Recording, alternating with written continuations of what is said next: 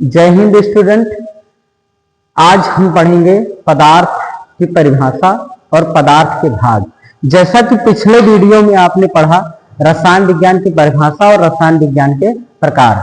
अब हम रसायन विज्ञान को इसी क्रम में पढ़ाते हुए आगे बढ़ेंगे और हम बताएंगे पदार्थ क्या है और इनके भाग कैसे हैं।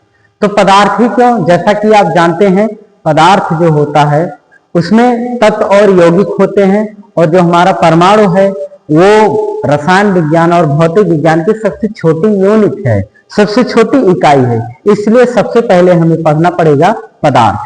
तो पदार्थ के बारे में अगर हम देखें तो पदार्थ जो होता है, पदार्थ की परिभाषा लगभग सभी लोग जानते हैं कि दुनिया की वो सारी वस्तुएं जिनमें स्थान घेरने की क्षमता हो, आयतन हो और उस पदार्थ में कुछ भार हो, इसको हम कहते हैं पदार्थ। यानी पदार्थ जो होता है वो ठोस, द्रव, गैस किसी भी अवस्था में हो, उनमें आयतन होना चाहिए, उनमें भार होना चाहिए और स्थान घेरने की क्षमता होनी चाहिए, उसको हम पदार्थ कहते हैं। इस प्रकार अगर हम बात करें तो पदार्थ के भाग की बात अगर करें तो पदार्थ वैसे अवस्थाओं में तो तीन होता, ठोस, द्रव, गैस, लेकिन पदार्थ के जो मुख्य प्रकार होते हैं वो होते हैं दो टाइप के। एक होता है फिजिकल मैटर जिसको कहते हैं फिजिकल मैटर, एक होता है केमिकल मैटर, एक होता है केमिकल मैटर।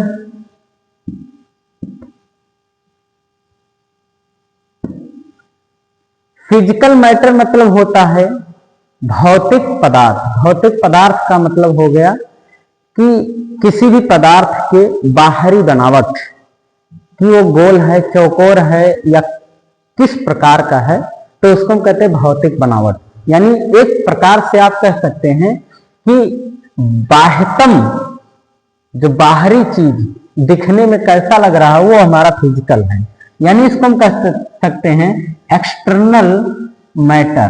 एक्सटर्नल मैटर बाह्यतम रूप में वो कैसा दिखता है उसको हम कहते हैं भौतिक पदार्थ। दूसरा है केमिकल मैटर, रासायनिक पदार्थ, इसको कहते हैं इंटरनल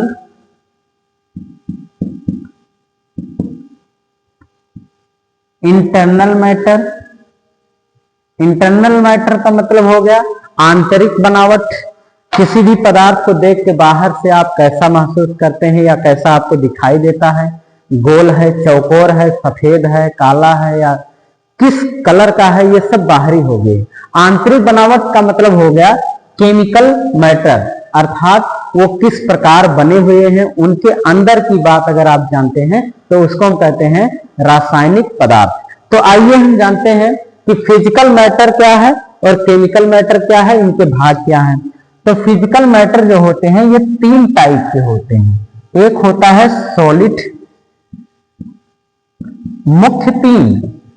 दूसरा होता है लिक्विड, तीसरा होता है गैस। अगर हम बात करें इसमें कुछ और भी है, इसमें 5 अवस्थाएं बताई गई हैं भौतिक पदार्थ में। एक है सॉलिड, लिक्विड और गैस, और एक है प्लाज्मा, एक है बोस-आइंस्टाइन कंडेंसेट। प्लाज्मा और पांचवा है बोस-आइंस्टाइन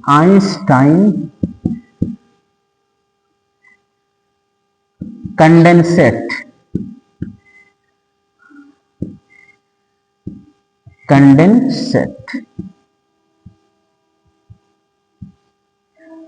ये कुल 5 अवस्थाएं हैं। जैसा कि आप जानते हैं सॉलिड, आप अपने आसपास की सारी चीजों को देखिए लगभग सॉलिड ही दिखेगा, जैसे मार्कर हो गया, बोर्ड हो गया, मोबाइल हो गया, कुर्सी हो गया, मेज हो गया, ये दरवाजा हो गया, बोर्ड हो गया, लोहा हो गया, लकड़ी हो गया, ये सारी चीजें सॉलिड हैं।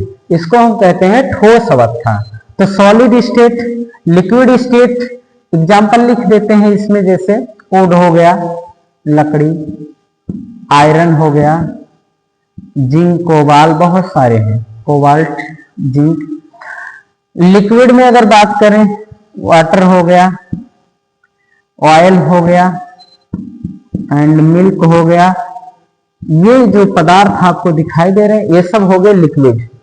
गैस की बात करें, गैस में बहुत सारी चीजें, ऑक्सीजन, नाइट्रोजन और हाइड्रोजन, बहुत सारी गैसें हैं। ये सब जो है गैसें हो गई।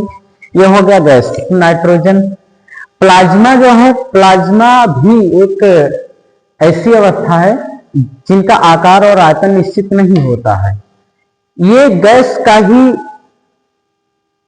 रूप है, लेकिन बेहद गर्म, सबसे अधिक तापमान पे जो है उसको हम कहते हैं प्लाज्मा। ये आयनीकृत अवस्था है। प्लाज्मा जो होता है पदार्थ की आयनीकृत अवस्था होती है और ये बेहद गर्म होता है, बहुत हीट होता है।